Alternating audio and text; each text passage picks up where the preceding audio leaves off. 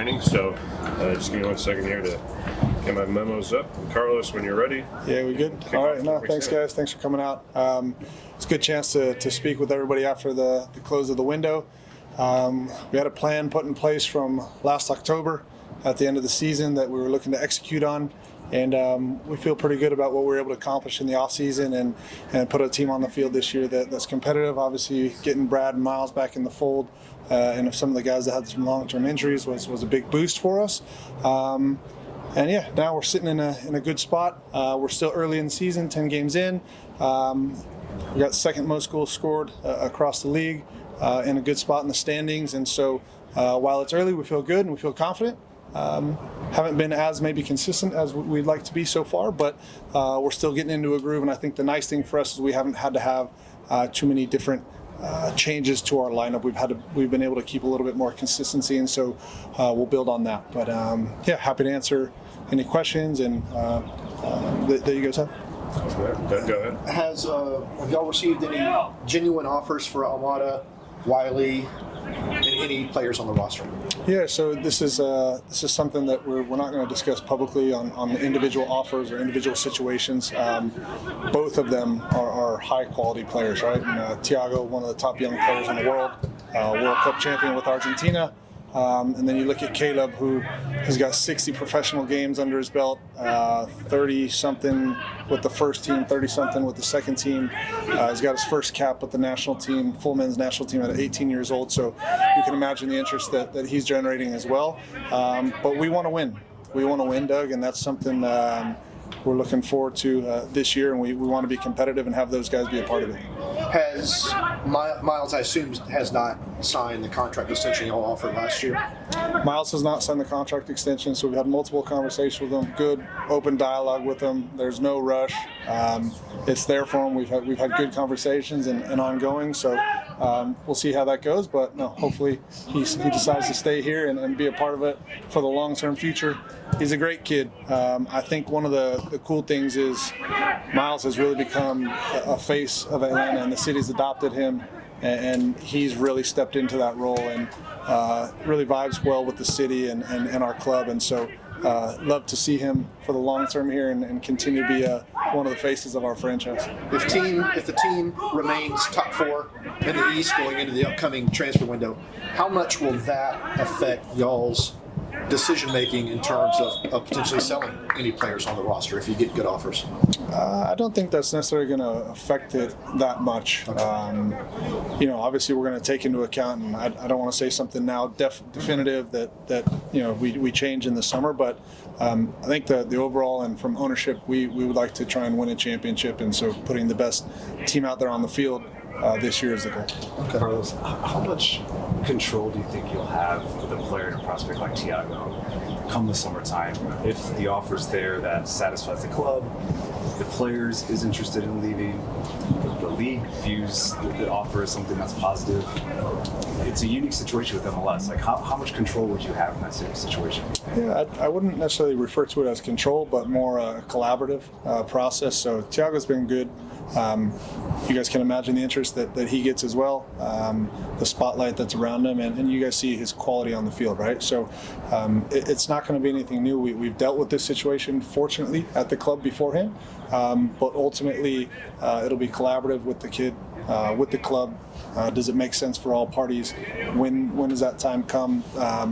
So that's how we're addressing it. We'd love to win a championship this year, and we really want Thiago to be a part of that. So that's kind of where things are with this one. Did y'all? I'm sorry, go ahead. Well, if the sale takes place in the summer, is there a contingency plan for that type of player, that role, the team that's become very important in the way the team plays in that retail position? Yeah, like I said, we plan for all different scenarios all the time. So whether, with a player like Thiago, Caleb, Miles, all these guys that attract interest, right, around the world, we have to prepare for different scenarios. So similar to going into the offseason this last year in October, planning for some of the guys coming out. If we can't get some guys out, who can come in, that situation. So we're always trying to be on the front foot with that. But ultimately, ownership, ourselves here, we want to win. And the city, we want to win for the city with our top players. If the team stays intact, the roster stays intact right now going into that window, do y'all have enough allocation money that you could go and sign someone at whatever position you want to strengthen for a championship run? Yeah, so I think we can address that kind of big picture wise, because I know in the offseason we made quite a few moves out, some moves in, and obviously last year with some of the injuries, we had to push the boundaries a bit on cap. So we always knew going into the offseason that we were going to have to make some changes to be able to do stuff. So what we were able to do as having guys go out on loan or having guys leave the club, we were able to bring almost everyone in that we wanted to. And then now this summer, yes, we will have the ability to strengthen in the summer. And is there anything different with the loan players with Mosquera or Moreno? Are there any conversations about purchasing those players by the clubs they're at now? So they both have options attached to their contracts when they are out on loan, but we're still very early in the process right now. How would you describe Araujo's results since he joined the club?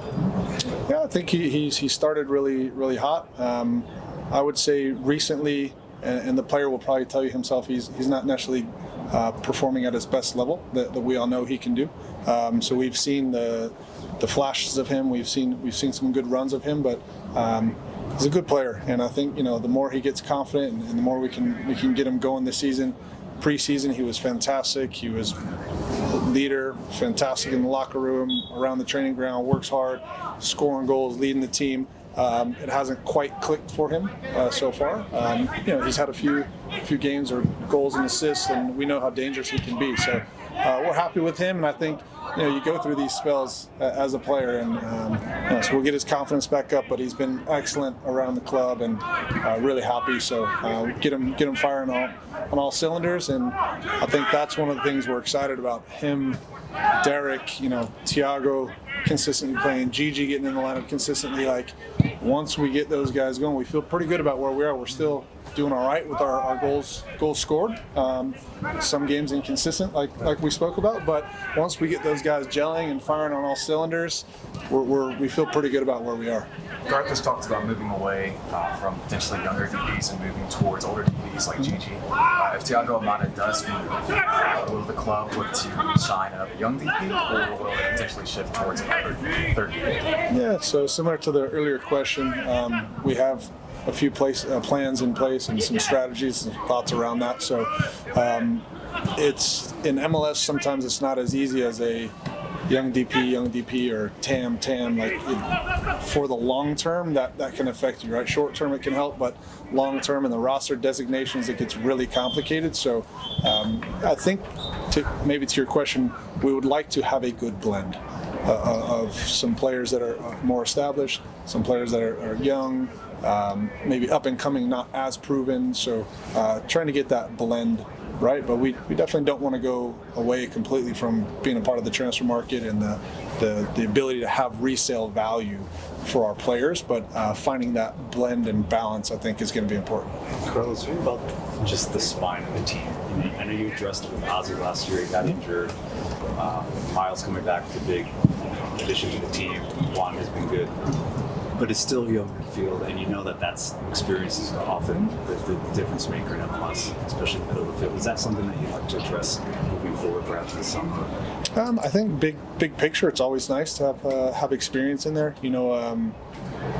Look, I think you guys have seen Santi the past few games coming in as a true six ball winner has been a boost for us, right? And then like you said, you have Miles back and you have Brad back in the team. Obviously, Brad's out at the moment. But yeah, I think that's something you can look into. We speak about that. You see some of the rosters around the league and how they operate. So again, it's finding the balance. We also want to be an exciting, high-flying team, and so finding that balance of guys that can run and get around the pitch, plus experience and a little youthfulness doesn't hurt either. So always trying to find the balance. Is that the 8, perhaps? Is that sort of a position that could make an upgrade in the middle of the field? Yeah, we're looking at a few different positions for the summer, and so we'll see. I think right now we're 10 games in, so we still have until July to evaluate. So we have quite a few games. I didn't mention Franco Ibarra, who also had a great start to the season, playing in that deeper 6 role for us, and really adapted well and took that on and did a good job. So let's see how the season goes, but whether it's in midfield, wherever we choose to address this summer, we have time to evaluate. And I think at the moment, giving credit to the guys, sitting in a good position in the league, let's keep that up, hopefully. But it's still early in the evaluation process. And then just the attack quickly. You mentioned Gigi, who's been very good, obviously. But is there a bit of a reliance on him? Like, how do you look at the players behind Giacomakis? Is that also something that, how would you evaluate basically? Yeah, I think it's similar to, you guys asked about Thiago, you asked about Gigi. The DPs in this league are so important, right? And so it is hard to have a similar or like-for-like person at each position, especially with the categories that we have and the roster designations we have in this league. Gigi, he has come in and done a good job. Can we get some more out of our guys that are playing that position? Yeah, we hope so, right? And so it's something we need to evaluate going into the summer. Gigi's played for almost 18 months straight, right? They had a kind of a strange World Cup break over in Europe, but not a true winter break. So managing training, games, all the stuff that everybody talks about now is going to be important for us. But again, let's see. We're 10 games in, and so we've got to see how the whole puzzle fits together. Is he healthy for this weekend? We'll see. He's doing all right. It was a small setback, but I think he'll probably be questionable still for the weekend. What we don't want to do is continue to push him and have something linger all year. So, we'll make a decision with obviously the medical staff and all the science that goes into it. Speaking of go ahead, Jason. How would you assess how the youth development side has gone and evolved throughout the club? From the academy to the second team to the first team? I think if we look back to when we started, in 17, we've definitely evolved the academy, put more resources into it. The second team has come on board, and I think that's been invaluable for us. Guys like Miles, Caleb, Noah, Johnny, these guys, Bello, they all got a lot of minutes with the second team, and it's a great kind of stepping stone for the league. I think that's going to become more and more important in our ecosystem here in America. I think one of the other cool parts is that Garth believes in that youth development, so that's great that we have that backing and continue to, whether it's put resources or time or investment into that, that's going to be really important. But I think not only the academy system now, I think that second team level, getting more competitive games, whether we play against the Mexican teams, whether we play against, however we try and enhance that competition, is going to be super important, because we talked about a kid, Caleb Wiley. He had 36 games, I think, in the USL, which was a great level, playing against men. I have actually been surprisingly impressed, I have to say, with the level of MLS Next. I wasn't necessarily expecting it to be at this level. I think the physicality still lacks a bit, but technically and the tactical understanding, they're good games. So maybe in 3-4 years, when we're able to build this league up, it's going to be really, really important for the development of players in our country. Going back to the roster designations you were talking about with Felipe, if you sell a young DP, do you have to replace it with a young DP, or can you make an adjustment? There are a few things you can do. It really comes down to your cap hit, and so you don't have to bring in a young DP. You can. You can bring in a unrestricted or a restricted DP. You can bring in a TAM player. It just comes down to how much cap space you have. So you don't always have to do a like for like. It's the cap hit that gets you.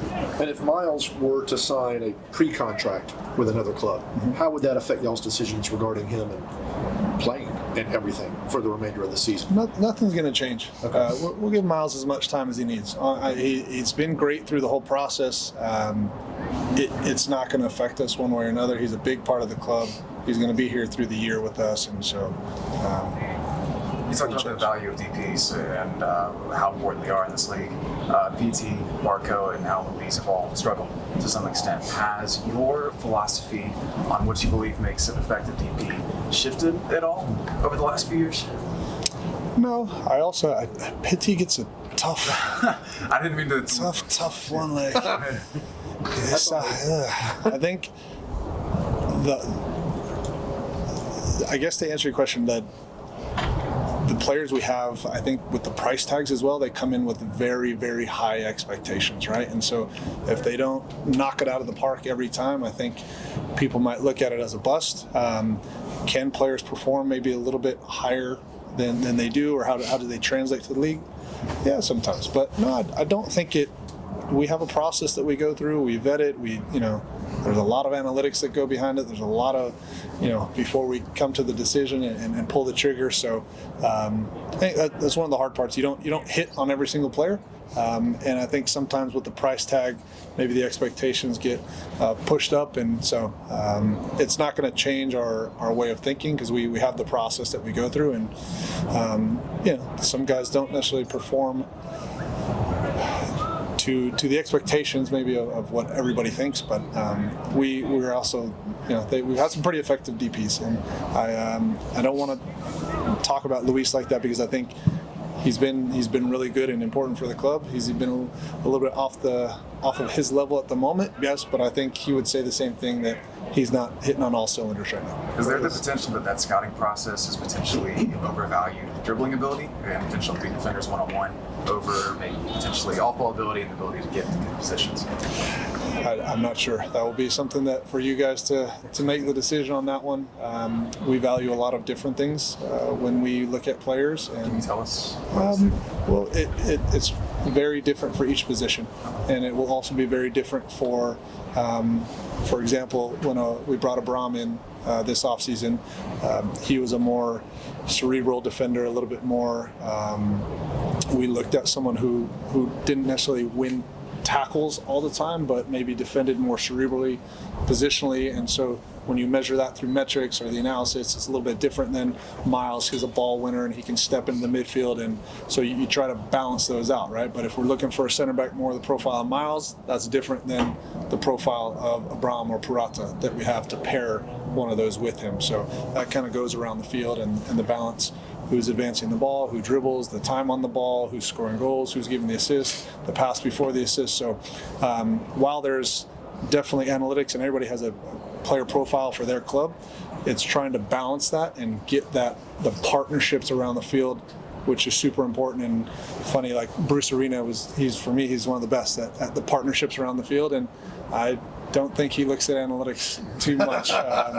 Which again, everybody has their different style, but he does a great job with that. So trying to mix the analytics with partnerships and get, again, the balance. Are you seeing? Carlos, go Do you ahead. see, does the club and do you view Miles as a DP caliber defender in this league? I think we view Miles as one of the best defenders in the league. How we structure our roster, and again, the limitations you have with the roster flexibility, it makes it challenging, right, to build the team. So we want to, we put the best contract on the table that we could for Miles. So I'm sure you guys understand what that means, and we hope that he's here for the long term. And then what do you? I know that they're different players, different profiles, Caleb and George Bell. But there's going to be comparisons, right? Similar, left-footed, they're playing the same part of the field. Their sort of the progression in MLS is a little bit similar, and their ceiling looks the same. Maybe Caleb's a little bit higher. How do you just compare those two, and how do you think George Bello's experience as a Man United first-team player and then the sale affects the future of Caleb Wiley here? There's obviously a natural comparison, no doubt about that. I think I hate to kind of pin two players against each other. Obviously, they're both very athletic left backs. They're able to get forward, get in the attack. I'll speak about Caleb right now and his development, and not to compare, but Caleb has done well. He's been asked to play further up the field also. So as you guys have seen, he's been able to score goals, get a few more assists, and really work on that craft. So I think at the moment for him, he's benefited from being able to play forward on the field. Obviously, his stats, his age, what he's been able to accomplish so far, it's really interesting to European clubs for an 18-year-old. And then you see on the other side, he can defend one-on-one. We've been very fortunate to have a lot of good left backs come through this club so far. So we'll see. But at the moment, Caleb's a great kid. His head's in the right place and screwed on well. And these guys are focused in Atlanta. And I think everybody's pretty excited around the club, players included, that getting back to winning ways and having a good season. And so, getting that championship is the goal for us. Got to wrap up here, Doug. Go ahead. Are y'all starting to see any benefits from your partnerships with the new analytics companies that you're working with? Yeah, that doesn't always come through right away. Again, I think you get benefits, and we've been using analytics, right? Can you enhance those, and can you get some more products or technology in to help you in the decision making? Sometimes you don't want to inundate yourself with all that information either. So I'm trying to find everything I'm saying, trying to find the balance. But no, we definitely they add value. And it's important. That's where the league is going. That's where sports are going. So I think the fans enjoy that part as well, and goes into the betting and all that stuff. So it's part of the game now. And I think if you're not getting on board with that and trying to stay on the front foot or get ahead of that, then you're going to be left behind. Carlos, quickly, just how do you evaluate the goalkeeper position now with you have 3 veteran goalkeepers and Brad's out? Long term, what's the vision out there? Some good young goalkeepers here as well. But how are you evaluating that position long term, perhaps even for 2024? Yeah, well, I think first and foremost, really excited about the goalkeeper pool this year, and I think you've seen when Quentin stepped in and Clement has stepped in, they've done really well, and that's been a big boost for us. Last year, obviously, we cycled through a lot of goalies. It's crazy how that's kind of happened again, but. No, I think very good. So, can you get some youth in there to start to build them up? Yeah, I think, again, we're very fortunate with the second team. Can utilize that to get guys games and start to build that. But, again, we'll evaluate that again at the end of the year and see, hey, okay, how did we do this year? What makes sense going forward? But we're always going to want to have some sort of youth coming through to challenge. Yeah. We'll wrap it there. Thanks, everyone. Thanks, Carlos. Okay, thank you, guys. All right, go ahead with the questions. The central midfield, it seems like no matter who's been in there the past couple of games, it's having trouble progressing the ball, finding the players ahead. Is that an accurate description, and why is that? I think el centro del campo, los jugadores, aunque cambien los jugadores, que puede que están teniendo problemas progresando la pelota, si estás de acuerdo con ese comentario.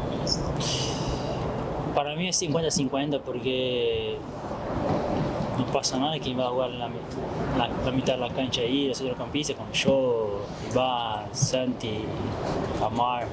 Creo que tenemos solamente un poco más de concentración la primera mitad, que está pasando que siempre hace el segundo partido ahí, que jugamos y la primera mitad no jugamos bien, la segunda mitad jugamos muy bien, para mí. Entonces son pequeños detalles que tenemos que solamente trabajar un poquito más, tener un poco más de atención. I think it's 50-50, but I think whoever's playing in the midfield, whoever those players are, if it's me, Santi, Ibarra, Sadic, I think we have to, we can do a little better in the first halves. I think, you've seen different halves be different. This was the second game that we played this lineup.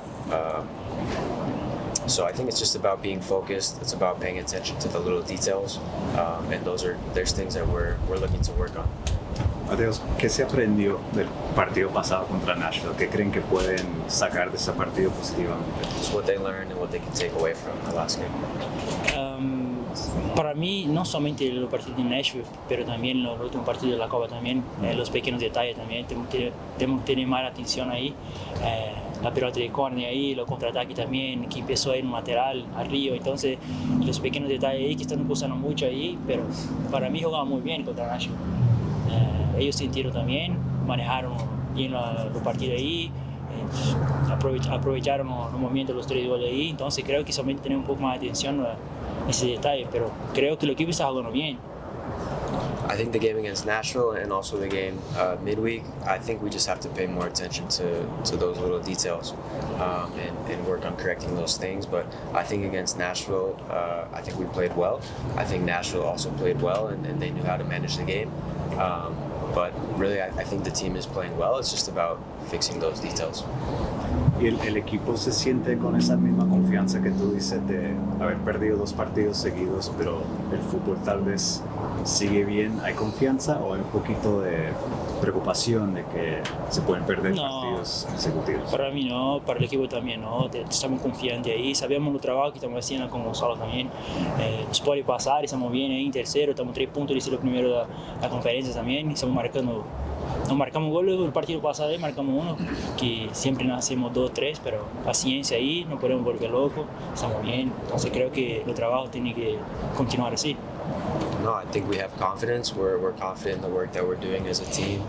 We're still in 3rd place in the standings, only 3 points out of 1st place. So we just have to continue working, and we believe in it. You excited to see Joseph this weekend? ¿Estás emocionado de ver a Joseph? Sí, creo que un poco, porque era un jugador acá que siempre tenían un contacto, andábamos juntos todo el tiempo, entonces creo que va a ser un encuentro muy bueno. Yes, he was a player here who I always had a good relationship with, and we spent a lot of time together, so it'll be a nice meeting. ¿Qué le dirás? ¿Qué le vas a decir a Joseph cuando se ven en persona? What he's gonna tell him? Buena pregunta, porque yo no sé también. Vamos a reír mucho, como siempre. Habla un poco portugués también, y suerte para nosotros, que ellos pueden perder y nosotros ganar. It's a good question. I don't know, but I'm sure we'll laugh like we always do. Speak some Portuguese, and hopefully we can win. Matthias, could you talk a little bit about the play where you earned the penalty in Nashville? Si puedes hablar de la jugada que ganaste, ganaste el penal. La jugada ahí, creo que también yo intenté como 1 o 2 veces patear. La primera creo que los tipos ahí me bloqueó, la segunda vez también. Y esa la última jugada del penal, yo intenté girar, pero el defensor me sacó los tobillos ahí. Entonces creo que podría tener otra oportunidad, porque si yo controlo bien, puedo patear bien también. Pero para mí es penal también, me sacó afuera de la jugada.